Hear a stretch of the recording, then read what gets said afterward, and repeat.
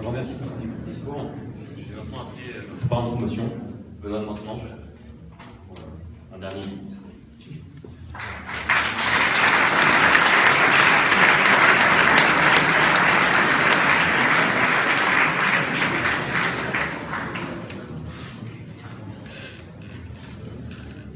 Ok, 16h05, c'est parti. Alors si je commence par dire chers tous, bonjour, etc., je vais perdre du temps. Merci d'être là. Ce jour est important pour vous. Je crois que ça c'est une évidence. Du coup, je ne vais pas m'attarder là-dessus. Je pourrais partir sur de la relecture en disant, ben voilà, pendant ces 5 ans, vous avez vécu plein de choses, etc. Il y a assez d'amitié et de fraternité dans cette salle pour que vous racontiez tout au cocktail tout à l'heure. Donc je compte sur vous pour ce qui sera la partie relecture. Je crois que certains d'entre vous sont assez formés pour ça. Ils y arriveront très bien. Par contre, il y a un choix étrange que je ne comprends pas encore très bien dans notre promotion, c'est d'être allé chercher un jésuite. D'être allé chercher Benoît de maintenant en l'occurrence, mais un jésuite, comme parrain de promotion. Parce qu'en fait, vous êtes allé chercher un homme qui est célibataire, je ne vous recommande pas toute votre vie d'être célibataire, vous êtes allé chercher quelqu'un qui se dit pauvre, c'est-à-dire, même ce costume n'est pas à moi, j'ai pas de lien. Quelqu'un le veut, je le donne, c'est pas à moi. Et troisième point, moi j'obéis à quelqu'un, je ne décide pas par moi-même. Alors, je décide un peu quand même, mais je réfère toujours à quelqu'un d'autre. Et je trouve ça assez étrange d'aller chercher un modèle comme ça, ou un parrain de promotion comme ça. Parce que c'était quand même beaucoup plus simple d'aller chercher un capitaine d'industrie. Au moins, vous auriez dit, on a pris le patron de je ne sais pas quoi, tout le monde comprend. Tout le monde connaît. Là, quand vous allez devoir expliquer à vos collègues, notre parrain de promotion, c'est un jésuite. Un quoi? Bien, je t'offre un café.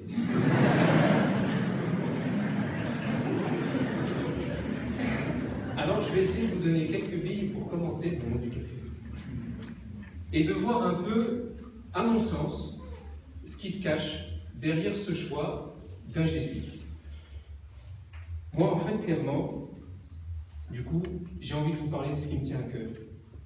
Et la seule chose qui me tient à cœur, pas de bol, c'est d'être célibataire, pauvre, et obéissant à quelqu'un d'autre que moi-même.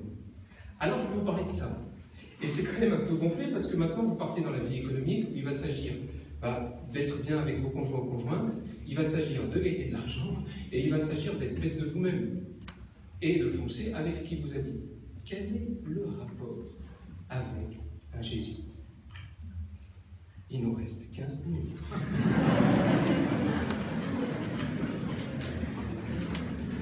Alors, d'abord, comme préambule, ça m'amuse toujours avant de faire 3 points. 3 points, c'est toujours sympa. Quand on dit jésuite, on parle toujours des 3 points. Retenez ça, c'est pas mal. Tiens, on va faire un café en 3 points.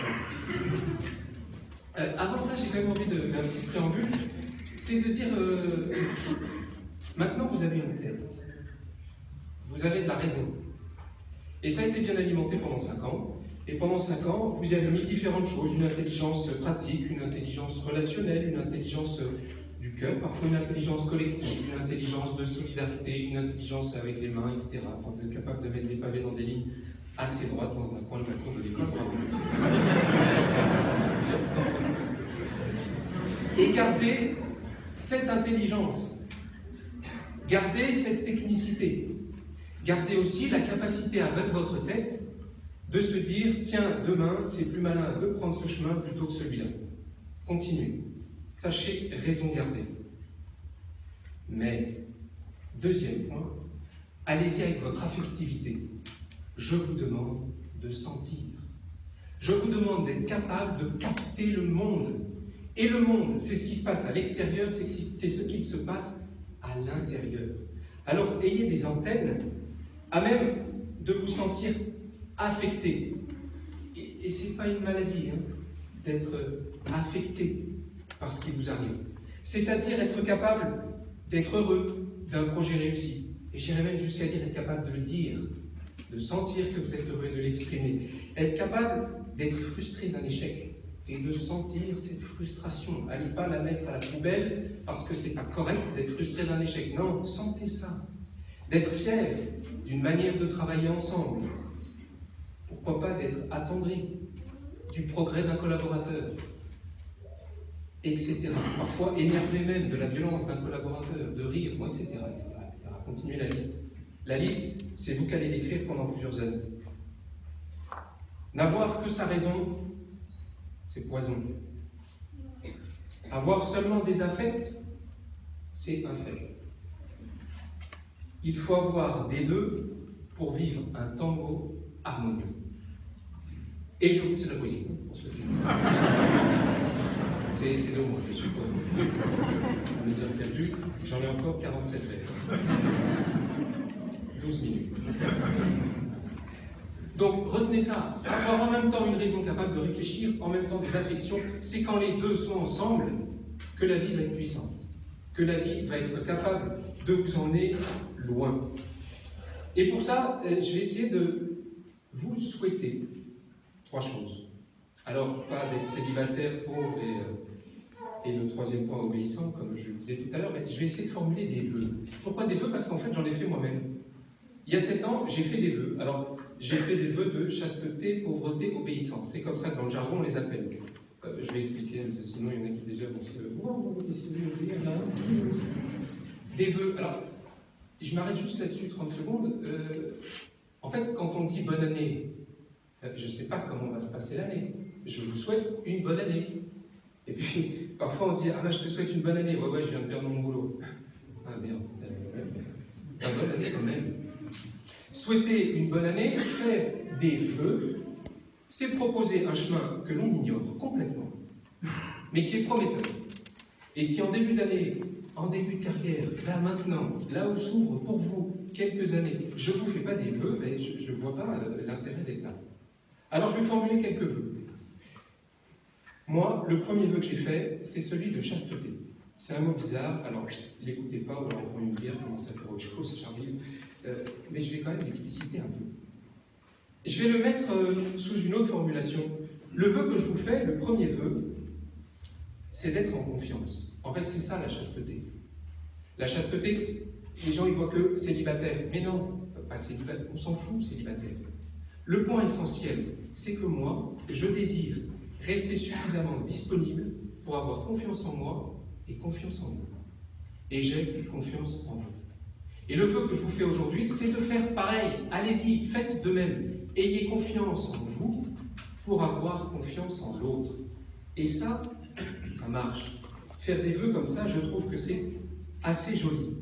Alors ça veut dire, prenez le temps de vous découvrir. Dans cette vie professionnelle qui va commencer, dans ces activités professionnelles que vous allez avoir, dans ces activités perso, dans ces activités de couple, etc.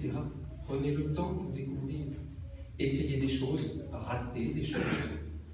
Mais essayez d'affiner constamment cette connaissance de vous-même qui fait qu'en confiance, vous avancez dans la vie. Sans doute avec une certaine humilité. Alors, humilité, c'est un gros mot. Qu'est-ce qui veut dire? Soyez à votre place. Si vous êtes patron, vous êtes patron. Et le patron humble, c'est celui qui aide son entreprise à avancer. Et puis si vous êtes salarié, soyez salarié humble, c'est celui qui bosse pour que tout avance, etc. Ayez confiance en vous, ayez confiance en l'autre, et donc prenez le temps d'essayer de vous découvrir et d'avancer, en tâtonnant parfois, mais c'est pas grave, d'avancer. Pour ça, soyez maître de vous. Alors, être maître de soi, c'est pas tout contrôler. Mais si j'ai confiance en moi, je sais ce qui me charpente. Je sais de quoi je suis fait, de quoi je suis bâti, parce que j'ai exploré mes qualités, parce que j'ai exploré ce qui fait mes joies, parce que j'ai exploré ce qui me fait aller de l'avant. Du coup, prenez le temps d'être maître de vous, c'est-à-dire de profiter de ce que vous avez bien en vous, de profiter de ce qui vous réjouit, et de voir aussi avec lucidité ce qui vous va moins, ce qui est à améliorer, à changer.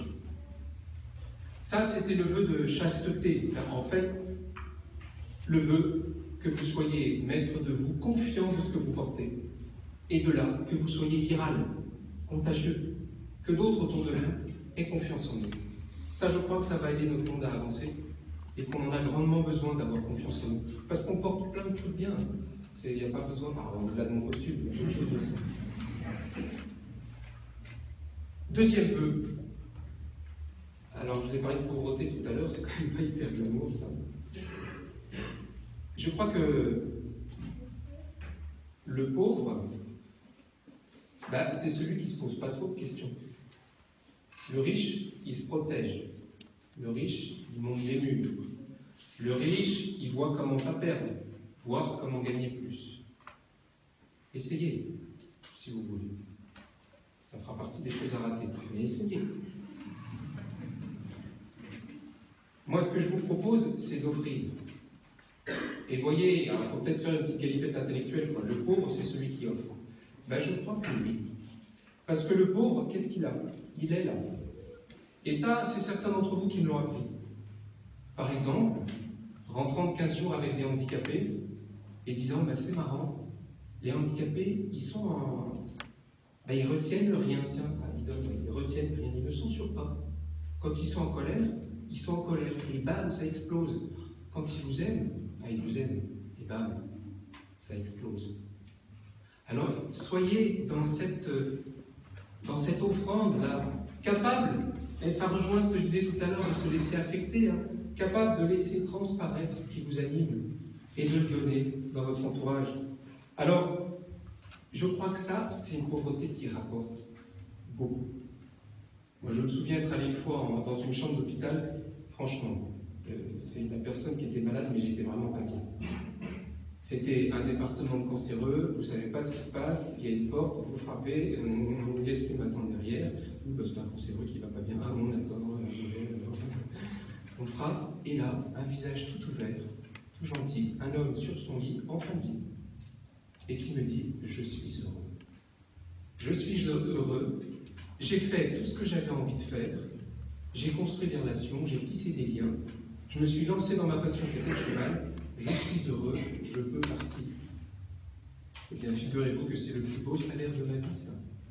C'est le plus beau salaire de ma vie. Cet homme m'a simplement offert, sois heureux, ça marche. Alors, je ne peux pas m'empêcher de vous transmettre la même chose. Être pauvre, c'est ça, c'est être généreux de cette capacité à dire, la vie est belle, et il n'y a pas besoin de plus, il n'y a pas besoin d'attendre demain, il n'y a pas besoin de ceci ou cela, non, elle est déjà belle. Oui, il faut améliorer ceci, cela, oui, il faut changer, oui, et vous saurez le faire. Mais la vie est déjà pas mal. Ça, je crois que c'est un souhait que je formule d'important, que vous soyez capable de ça, d'être dans cette gratuité-là, de partager ce qui vous tient à cœur. Dernier vœu que j'aimerais partager avec vous, c'est celui de l'autre. J'ai enlevé mes feuilles. Dernier vœu que je vous suggère, c'est celui de l'obéissance. Alors ça, c'est un truc barbare, parce que chez les jésuites, on est hyper obéissant.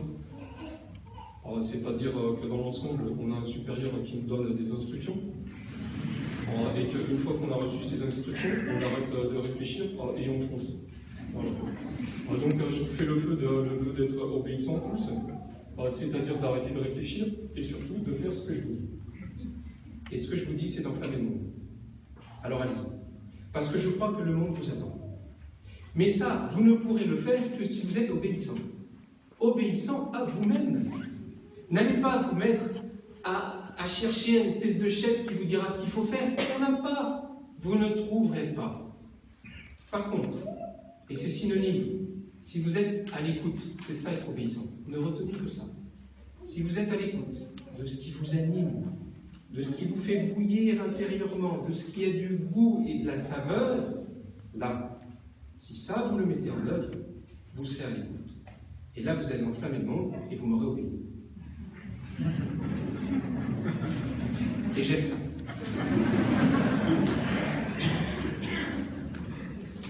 Donc, pour reprendre un peu les choses, 3 éléments importants. Soyez donc chaste, c'est-à-dire respectueux de vous-même, de cette beauté que vous portez. C'est ça, avoir confiance. Croyez-moi, vous portez de la beauté. Tous, parents, étudiants, etc. Nous la portons, cette beauté. Croyez en ça et soyez contagieux pour que d'autres y croient aussi, qu'ils portent cette beauté en nous. Deuxièmement, soyez généreux du coup de ce message-là. Et c'est ça être pauvre. C'est être capable d'offrir cette simplicité-là. Et il n'y a pas beaucoup plus cher que ça. Troisièmement, en étant à l'écoute de ce qui vous anime, c'est-à-dire de ces petits éclairs, de cette énergie, de ces rêves, parfois on les appelle, de ces désirs, qui font que j'aimerais bien, ah oui mais je ne sais pas, eh bien osons, osez, allons-y. Et en conclusion, j'ai simplement envie de dire que, moi là-dedans, qu'est-ce que je peux faire? En gros, pas grand-chose, c'est vous qui bossez. Vous l'avez compris, c'est à vous de vous y mettre maintenant. La cérémonie de fin d'études, on devrait dire la cérémonie de début de 40 ans d'une belle vie. Mais ça va être classe. Eh bien, je serai là. Voilà ce que je peux modestement vous dire aujourd'hui. Moi, je serai là pour vous rappeler qu'au fond de vous, il y a de la beauté, et c'est ça que le monde attend aujourd'hui. Que vous soyez les tailleurs de pierre de ce petit joyau qui se trouve au cœur de vous, et qu'on attend. Parce qu'aujourd'hui, notre monde crie et attend de la beauté, de la bonté et du bien. Et ça, après 5 ans à l'ICAM, je crois que vous êtes bien formés pour porter ça en héritage partout. Alors bonne route, et je serai là tout au long de votre route.